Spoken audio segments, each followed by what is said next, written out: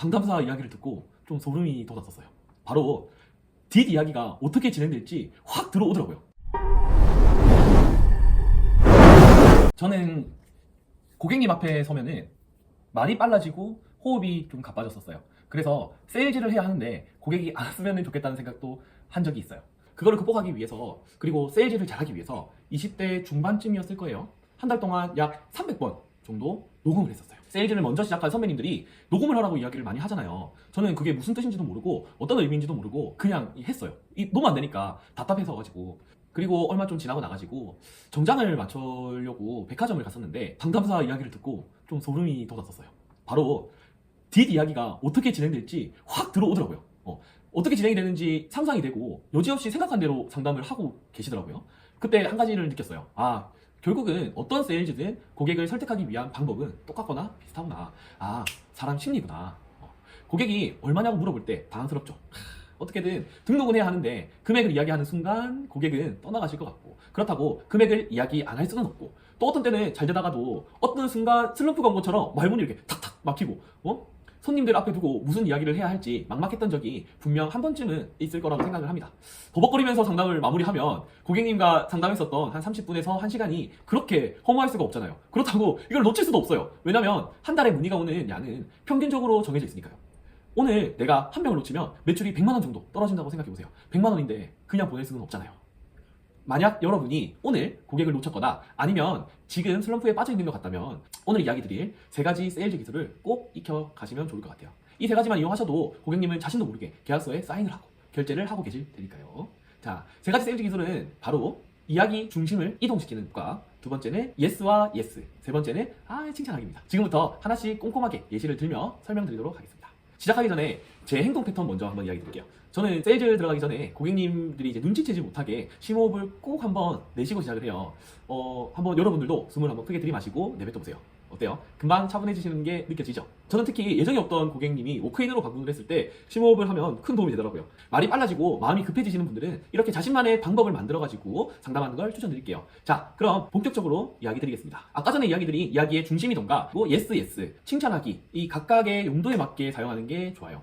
예스, 예스가 무조건 좋다고 여기도 예스, 저기도 예스, 예스만 하면은 고객님들이 금방 이 흐름을 파악하겠죠. 그래서 각각의 용도에 맞게 적절하게 사용하는 게 좋아요. 저는 상담 순서를 이렇게 5가지 순서로 나뉘어서 상담을 해요. 첫 번째는 공감을 하면서 고객님의 니즈와 원칙을 파악하는 데 집중을 하고요. 그리고 상품 설명은 간단하게만 하고 클로징 멘트를 진행을 해요. 보통 이렇게 클로징 멘트에서 마무리하는 경우도 있겠지만은 반론하시는 분들이 계세요.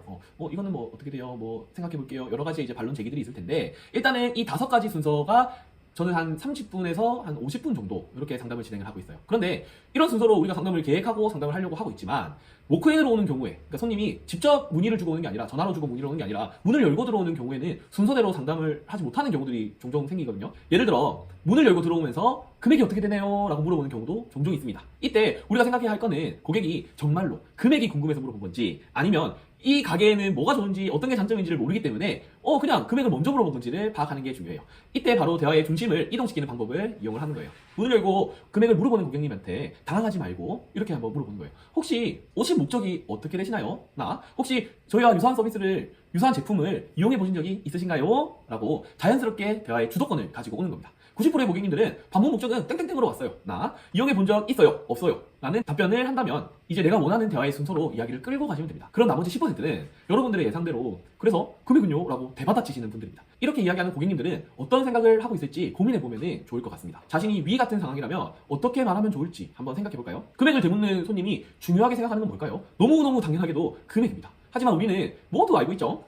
지금 금액을 알려주면 금액을 듣고 그냥 그대로 문 열고 나간다는 사실을요. 이때 저는 이렇게 이야기를 해요. 고객님, 금액은 대략적으로 이렇게 됩니다. 조금 뒤에 자세히 알려드리려고 하는데 만약에 도와드릴 수 있다고 하면 최대한 맞춰서 상담 도와드릴게요. 우리가 고객이라고 생각해보면 금액을 2번, 3번 물어봤는데 끝까지 이 얘기를 안 해준다고 하잖아요.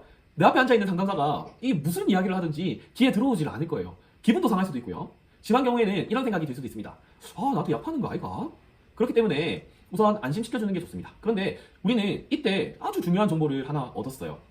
바로 이 고객님은 어느 정도의 금액을 생각하고 왔구나, 찾아왔구나. 그럼 앞으로의 세일즈는, 앞으로의 상담에서 제일 중요한 건 예산이 어느 정도 되는지, 어느 정도의 금액까지는 추가로 사용할 수 있는지 체크하기만 하면은 사실 클로징이 어렵지 않게 마무리될 수가 있겠죠. 금액을 물어보는 고객님들이 부담스러웠지만은 조금만 생각을 바꿔서 상담을 하면은 오히려 편하게 마무리를 하실 수가 있으실 거예요.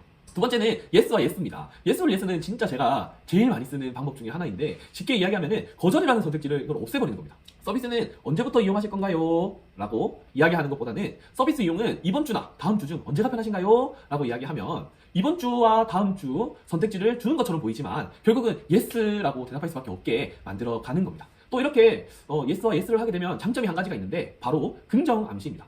이용한다라는 선택지를 지속적으로 암시하고 스스로 선택하게 함으로써 클로징까지 도달하게 됐을 때 내가 선택해서 구매하는 거야 라는 생각을 할 수 있게 만드는 겁니다. 이 방법은 마지막 클로징에서도 사용을 합니다. A, B 중 어떤 게 괜찮으신가요? 라고 이야기하면 열려있는 질문이기 때문에 생각해볼게요 라는 답변을 듣기가 쉽습니다. 생각해볼게요 라는 답변에서 대응할 수 있는 방법은 여러 가지가 있지만 오늘은 주제가 아니니까 다음에 기회가 된다면 꼭 다루도록 하겠습니다. 사실 영업을 하면서도 클로징 멘트를 부담스러워하시는 분들이 종종 있어요. 제가 생각했을 때 클로징이 부담스러운 이유는 이거 같아요. 내가 제시하기 때문이라고 생각을 해요. 지금까지 고객님들의 문제를 파악하고 욕구를 자극해 상담이 마지막까지 왔어요. 이때 자연스럽게 금액까지 흘러가면 너무 좋겠지만 A 서비스와 B 서비스 중 A가 더 좋은 것 같아요, A로 선택하세요 라고 제시하게 됐을 때 고객이 한 발 물러서서 고민한다면 두 번, 세 번 반복해서 제시하기가 어려울 거예요. 그래서 저는 아까 이야기한 것처럼 고객이 직접 선택하도록 유도를 하는 편이에요. A 서비스가 괜찮으신가요? B 서비스가 괜찮으신가요? 언뜻 보면은 제가 금액을 제시한 것처럼 보이지만은 실제로는 고객이 A와 B 중에서 스스로 선택하게 되는 겁니다. 그리고 고민하고 선택한 고객님들에게 꼭 하는 게 뭐냐면은 칭찬을 하는 거예요. 저는 이 칭찬이 정말 중요한 마무리라고 생각을 해요. 예를 들어가지고 어떤 A라고 하는 상품을 선택을 했어요. 고객이 선택은 했지만 속으로는 조금 이게 잘한 선택인가 라고 고민할 수도 있어요. 이때 저라도 A를 추천드렸을 것 같아요. 왜냐면 지금까지 상담 내용 중 이런 부분이 고객님에게 도움이 될 것 같았거든요 하면서 선택한 거에 대한 칭찬을 해주는 거예요. 아까 이야기 드린 것처럼 칭찬을 하는 이유가 마냥 그냥 서로 기분 좋으라고 하는 거는 아닙니다. 고객의 선택에 대한 확신을 심어주고 이후 돌아갔을 때 결제 취소를 막기 위한 방법이기도 합니다. 우리도 똑같잖아요. 10,000원, 20,000원 결제하고 집에 돌아가는 길에 이 너무 충동적으로 내가 구매한 거 아닌가? 라고 생각하진 않잖아요. 하지만 100만원, 200만원은 집에 가는 길에 한 번은 고민할 수 있는 것 같아요. 내가 한 선택이 좋은 선택이었다는 걸 상담이 마무리될 때 심어주는 것이 좋아요. 사실 조금 신기한 거는 어떤 거냐면 고객이 구매를 결심한 순간 스스로 막 이렇게 합리하기 시작을 해요. 내가 쓴 돈이 쓸데없는 지출이었다는 것을 인정하기 싫어하는 욕구인 거죠. 우리가 그거를 살짝 건드려주는 거예요. 이때 우리가 웃으면서 칭찬을 해주면 고객님은 조금이라도 남아있던 이 망설임을 싹 지워줄 수가 있을 거예요. 오늘 내용이 아무래도 상담 스킬, 세일즈다 보니까 보기 불편할 수도 있을 것 같아요. 그래서 제가 생각하는 세일즈에 대해서 간단하게 이야기를 드려야지 오해가 없을 것 같아서 제 생각을 아주 잠깐만 이야기 드리도록 하겠습니다. 저는 의심이 많은 편입니다. 인간관계에 있어서도 한 번 더 생각해보는 편이고, 물건을 구매할 때는 남들보다 2배에서 3배는 더 찾아보고 구매를 합니다. 왜냐하면 예전에 상품을 비교하지 않고 구매를 했었는데 구매 후에 좀 불만족스러웠던 경험이 좀 많이 있었기 때문입니다. 대부분 공감하시지 않으신가요? 물건을 살 때 특히 고가라면 충분한 고민을 가지고 비교하며 구매하실 거라고 생각합니다. 그렇기 때문에 저는 제 상품을 설명할 때 과장하거나 거짓말을 하지는 않아요. 과장된 설명으로 제 상품을 구매했을 때 실망감을 안겨드리기가 싫기 때문이에요. 또 제 기준에서는 제가 판매하고 있는 상품이 다른 상품과 비교했을 때 상품의 질이나 서비스가 떨어진다고 생각하지는 않아요. 오히려 많이 좋다고 생각을 합니다. 상권을 들어가기 전 상권 조사를 하고 내 상품이 확실히 좋구나 라는 생각이 들면 그때 판매를 시작하니까요. 물론 다른 사장님들도 다 똑같은 생각이실 거라 생각을 합니다. 이런 좋은 상품을 고객님께 잘 설명드려야지 가성비 있고 만족스럽게 서비스를 이용할 수 있다고 생각을 합니다. 세일즈를 기술적인 관점에서 보면 다소 딱딱할 수 있습니다. 하지만 이런 기술적인 부분에서 문제를 정확하게 파악해야지 고객님에게 맞는 상품과 서비스를 정확하게 드릴 수가 있습니다. 문제를 제대로 파악하지 않고 그냥 무작정 내 상품이 좋다고만 팔게 된다고 하면은 결국은 컴플레인으로 되돌아올 수밖에 없으니까요. 지금 위에서 말씀드린 1가지 방법과 같은 세일즈 기술들은 그런 문제를 파악하고 그리고 좋은 서비스를 드리기 위한 저만의 방법이라고 생각해주세요. 그래야 돈을 쓰고도 고객님들도 전혀 아깝지 않을 테니까요. 좋은 서비스를 제공하기 위해 자세한 상담을 계속해서 하다 보니 세일즈 능력은 자연스럽게 좋아진 것 같습니다. 여기까지가 제가 자주 이용하는 세일즈였습니다. 사실 내용에 담을 게 더 많이 있지만 한 번에 다 담기에는 내용 전달이 제대로 될 것 같지가 않아서 각각의 주제에 맞게 설명드리고 나눠서 영상을 제작하고 있습니다. 한 가지 이야기 드리고 싶은 건 좋은 상담은 좋은 상품에서 비롯된 것이고 좋은 상품이 있다면 상담사는 상담에 자신감을 가지고 자연스럽게 상담할 수 있을 거라 생각합니다. 상담의 기술이 늘고 말주변이 좋아진다고 클로징률이 100%는 될 수는 없습니다. 대신 여러 가지 말하는 방법을 터득해 등록률을 100%에 가깝게 높여줄 수는 있습니다.